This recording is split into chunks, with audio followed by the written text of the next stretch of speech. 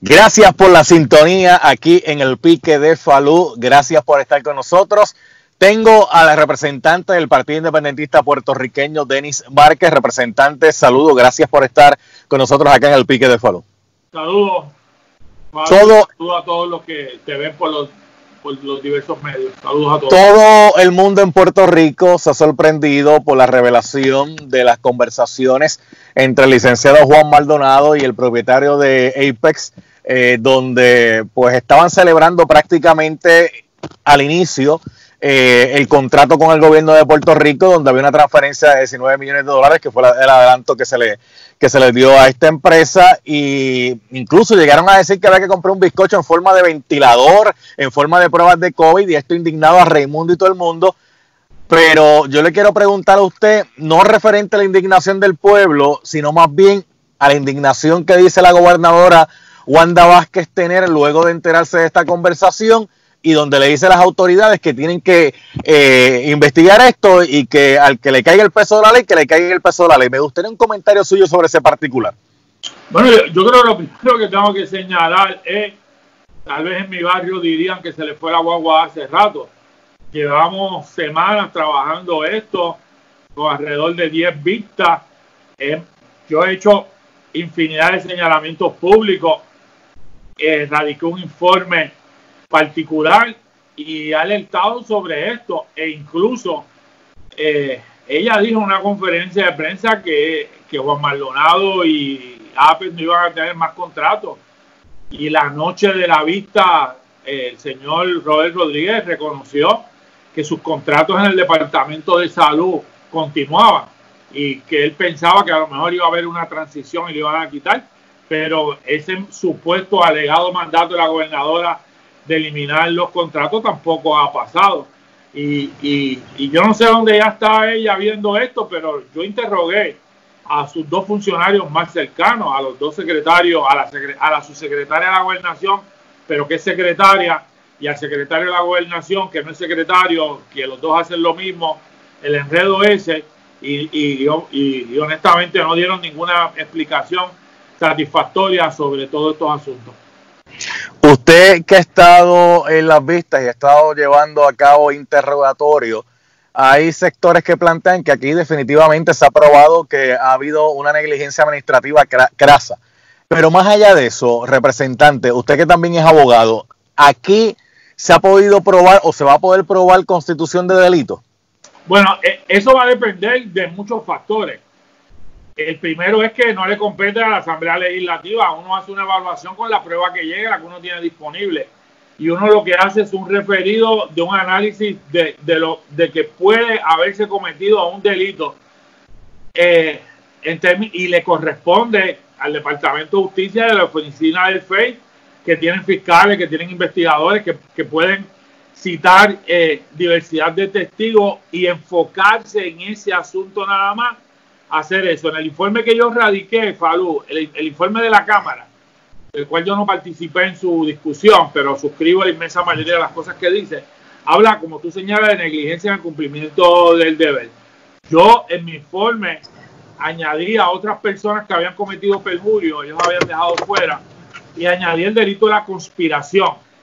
Y te digo más, luego de la noche de la vista esta que yo señalé que era asqueante, y luego de todo este asunto, ya en mi oficina empezamos a evaluar los testimonios y ya hicimos una lista preliminar de posibles delitos, además de esto que hemos señalado, que hay que trabajar y compararlos con la prueba y sentarnos a pensar, que van desde falsificación ideológica, fraude al gobierno, influencia indebida, impostura,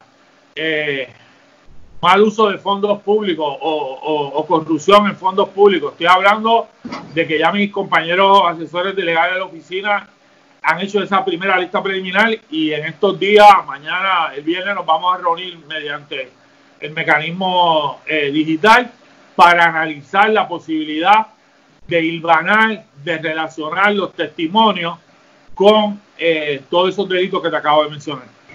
Representante Denis Márquez, ¿por qué las vistas se detuvieron que mucha gente podría pensar de una manera abrupta, porque aquí se nos había indicado que iban a citar a otras personas a deponer, incluso hasta el exsecretario del Departamento de Salud, Rafael Rodríguez, y de momento, luego de estas vistas, plantean que ya finalizaron con esta etapa. ¿Por qué?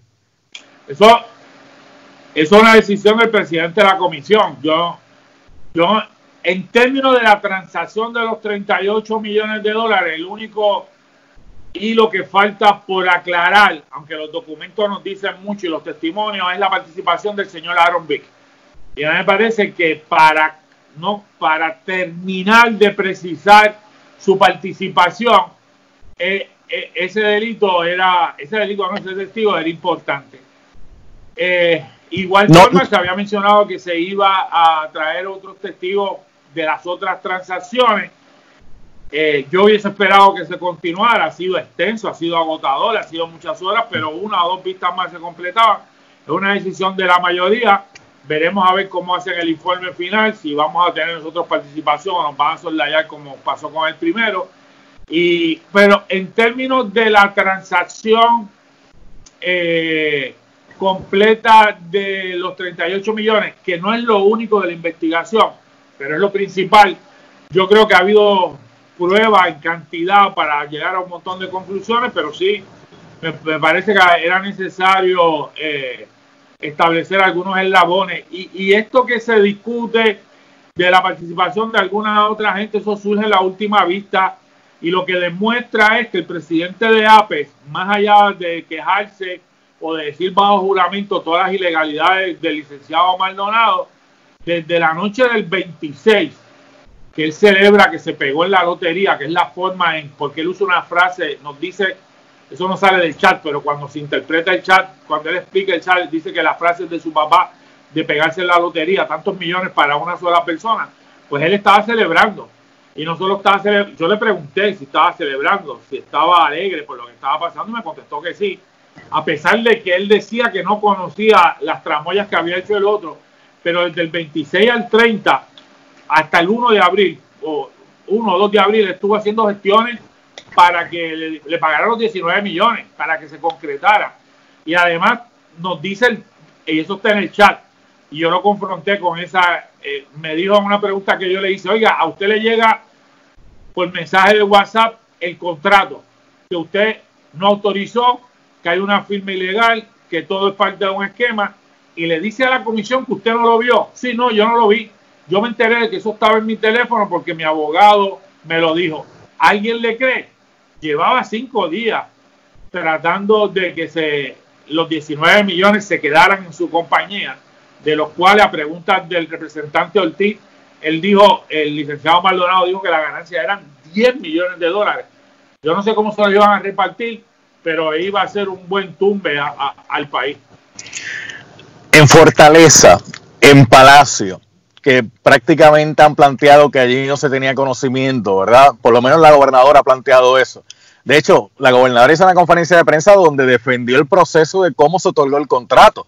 Y dijo que esto había pasado por varios funcionarios y que cada uno lo vio y que cada uno le daba el go ahead, o sea, el dale para adelante. ¿Usted cree que con este comunicado que envía la gobernadora mostrando indignación y planteando que le caiga el peso de la ley a quien tenga que caer el peso de la ley, le exime de algún grado de responsabilidad? Que le explique al país cuál era la función de Mabel Cabeza en Fortaleza, a la que se comunicó Juan Maldonado a través de Segundo Rodríguez para llevar a cabo el negocio de los 38 millones, a la que mucha gente vincula con ese proceso, a la que sacaron por la mañana del Departamento de Salud y por la tarde ya estaba en Fortaleza, y la secretaria de la Gobernación, el secretario de la Gobernación, ninguno sabe por qué estaba allí y cuáles iban a ser sus funciones. La misma que su gran requisito para haber sido la Chief of Staff del Departamento de Salud es que trabajó en la campaña de Ricky Rosselló, porque de salud pública sabe ella lo que yo sé de física cuántica. O sea, esa es la persona que tenían allí, y que contesten que el líder del Task Force, todo el mundo señala que él era el que tomaba las decisiones sobre las compraventas. Todo el mundo es todo el mundo. Y entonces él dice bajo juramento, yo lo único que hacía era recomendar pruebas genéricamente y que se compraran mucho. Cuando lo ubican tomando decisiones como un secretario de salud de facto en ausencia del otro ese que era part-time y que se desapareció. ¿Y con qué potestad podía tomar decisiones? Ninguna. Te digo más, en la mañana de la última vista testificó el señor Castro, de Castro whatever, Castro Business, Castro... Sí, Castro Business. Una cosa de esa. Y dijo, yo para vender lo que yo quería vender, le llamé a Segundo Rodríguez, que por cierto no se conocen, pero él tiene el celular. Y lo llamé porque era la persona que tomaba las decisiones. En mi turno de preguntas le hago dos preguntas. El informe de la comisión dice que Segundo Rodríguez señala que él no había que él no tomaba decisiones, que él daba recomendaciones. Y el señor Castro contesta, yo entendía y yo entiendo que él era el que tomaba las decisiones. Y yo le digo, ¿a base de qué? De la orden ejecutiva 2020-26. Y le digo, sí, la orden ejecutiva, y usted hace esa gestión el 22 de marzo. Y me contesta así. Y la orden ejecutiva es del 23. Claro, de que estamos hablando de que todos se conocían y de que todos sabían que Segundo Rodríguez estaba ahí y de que toda esta gente hilvanó. No te olvides, Falú, de que ahí estaba Adil Rosa, que es la que trae a Mariel Rivera a trabajar el Departamento de Salud, y que el criterio bajo juramento, con preguntas mías, es que la trajo porque era PNP y porque era amiga de ella, y fue la que no sabe un comino, no puse la otra palabra, sobre compra, y fue la que procesó esta compra y estuvo mano a mano con el licenciado Maldonado, que nunca se identificó como abogado, pero dijo en la vista pública que era abogado de la empresa. Vuelvo y repito lo que dije antenoche, es un asco tan grande, y yo he ido uniendo todas las piezas, y esto es un rompecabezas de corrupción política, Falú, y lo tengo ahí, porque no me he perdido un minuto de la vista. Pero el pueblo se está preguntando si van a haber consecuencias. Esa pregunta es constante. ¿A quién le corresponde esa responsabilidad? Al gobierno, al Poder Ejecutivo. Le corresponde al Departamento de Justicia y al FEI. Y yo hablo de ambos porque aunque el informe de la comisión lo revieren al FEI, tú que tienes muchos años de experiencia en esto, tú sabes que la jurisdicción del FEI es limitada, es exclusiva, no le aplica a una serie de funcionarios y justicia va a tener que intervenir con una serie. Por eso yo les refiero, le envié copia hoy, por cierto, de mi informe a justicia. Esa es la responsabilidad de ellos. Puede pasar que lo entierren, puede pasar que no hagan nada, puede pasar que inicien un proceso de investigación y concluyan que no hay delito o que radiquen cargo después. Pregunto yo, representante, y disculpe que le interrumpa, pregunto yo, ¿podría el pueblo de Puerto Rico confiar en una investigación que lleve a cabo el Departamento de Justicia de Puerto Rico cuando el Departamento de Justicia de Puerto Rico lo dirige la hija de la exsecretaria del Departamento de Salud, que aunque ella se inhiba y se ha inhibido de todos los procesos, la realidad es que sigue siendo la jefa del Departamento de Justicia? Y su señora madre también aquí ha sido referida a ese departamento. Y claro, es una pregunta y la contestación en voz alta de todo el país es que no. Pero ¿a dónde uno lo va a referir? Esa es la responsabilidad de uno. Yo lo refiero ahí, yo cumplí con mi responsabilidad. Yo he investigado y no meramente, Falú, estar allí y hacer preguntas. Yo creo que uno tiene que leerse todos esos documentos para poder desarrollar y estar pendiente de todo y escuchar y buscar y hablar con muchas personas sobre este tema y asesorarse con muchas personas. Yo me siento tranquilo y satisfecho con el trabajo que he hecho y el trabajo que ha hecho toda la gente en mi oficina. Allá ellos si cumplen o no con su responsabilidad y si esto va a pasar a la historia como otra cosa más que escondieron. Pero aquí no me cabe la menor duda que hay un chanchullo, que hay corrupción, y retrotrayéndome a la pregunta que me hiciste, que hay delito. No hay delito, no hay que ser un gran investigador ni un gran fiscal, no hay que haber estudiado un día de leyes para darse cuenta que si tú falsificas firmas, te inventas documentos, te inventas brochures, te inventas un esquema, pues eso no se puede hacer, punto. Eso lo sabe cualquier ser humano, que eso es ilegal. Y además se trata de 38 millones de fondos públicos, que no es poca cosa y que es dinero del país. Gracias al representante del Partido Independentista Puertorriqueño, Denis Márquez, por haber estado un rato con nosotros acá en el programa. Gracias, representante. Gracias a ustedes, a ti siempre, y nos vemos en la próxima. Saludos a todos. Seguro que sí. Gracias a un millón.